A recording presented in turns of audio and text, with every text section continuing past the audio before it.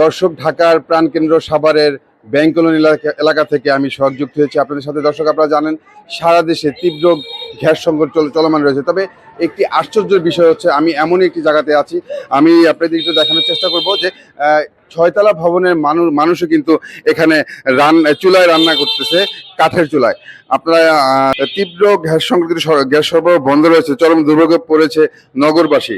রান্নায় গ্যাস না থাকে কিন্তু অনেক আবাসিক ভবনের বাসিন্দারা বাধ্য হয়ে ভবনের নিচে এইভাবে ঠিক চুলায় রান্না করতেছে, যা একদিকে পরিবেশ দূষণ, কালো ধোঁয়ায় পরিবেশ দূষণ হচ্ছে, এবং অন্যদিকে এইভাবে কিন্তু অগ্নি দুর্ঘটনার ঝুঁকিও কিন্তু রয়েছে। আমরা এখানকার কয়েকজন গৃহিণীর সাথে কথা বলে যেমনটি জানতে পারলাম যে দীর্ঘ কয়েকটি মাস এবং এরও বেশি সময় ধরে কিন্তু এখানে এই গ্যাস সংকটটা চলমান রয়েছে। তবে তারা একটি অভিযোগ করেছে যে গ্যাস না থাকার কারণেও কিন্তু এই গ্যাস অফিসের লোকজনরা কিন্তু তাদের কাছ থেকে প্রতি মাসে কিন্তু এই গ্যাসের বিল কিন্তু নেওয়ার একটি অভিযোগ করেছে তারা।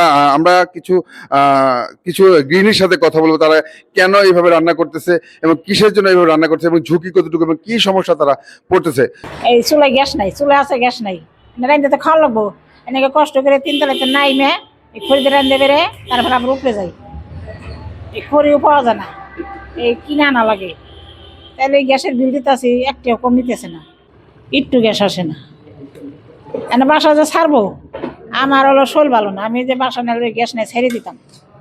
এনে যে গ্যাসের জন্য রান্নাও পারি না, আর বাজারে যাই ঘুরে যাবা কিন্তু কোনো দোকানে নাই। বাসা ভাড়া যদি গ্যাস না থাকে তাই খালি বাসা ভাড়া দেবো, গ্যাস ভাড়া দেবো, গ্যাসের ট্রেন দেখার পারি না। তাহলে আমাকে কী লাভ হইলো? সরকার আমাকে কী সাহায্য করলো? যে এই একটা সিলিন্ডার আনছে 2000 টাকা দেয়, মানে 15 দিনই শেষ। তাহলে তো আমাকে এইভাবে এত টাকা দিয়ে বাসা ভাড়া দিয়ে গ্যাস কিনে এই কষ্ট করে রাঁধতে বেড়ে খাই আমাকে তো থাকা চলে না। সরকার একটু করবো না, খেয়াল করবো না। 6 তলার থেকে নিচতলা এসে রান্না করে, এখানে পানির লাইনের সুবিধা নেই, পানিটাই আনতে হয়, সবকিছুটাই আনতে হয়। মানে জলজীবন মানে অনেক কষ্টকর হয়ে গেছে এখন। এইভাবে আসলে শহরে থাকার চাইতে গ্রামে থাকা অনেক ভালো। শহরে মানুষ জীবনযাপন করে কিসের জন্য আসে? 2 টাকা ইনকামের জন্য, 2 টাকা বাঁচানোর জন্য, দেশে কিছু করার জন্য। যেভাবে এখন মানে পরিস্থিতি হচ্ছে দেশে, তো মানে দেশের জায়গা জমিন বেচে এসে এখানে খাওয়া দাওয়া করা উচিত, বুঝছেন? মানে এইভাবে থাকা সম্ভব না। গ্যাস বিল দিচ্ছি, লাকড়ি কিনছি, তারপরে সিলিন্ডারের দাম দেখেন, আগে ছিল 1500, এখন 1650 টাকা হয়ে গেছে। একটা সিলিন্ডার কয়দিন যাবে? বড়জোর 15 দিন, 20 দিন। 2টা 3টা সিলিন্ডার কিনা কি সম্ভব?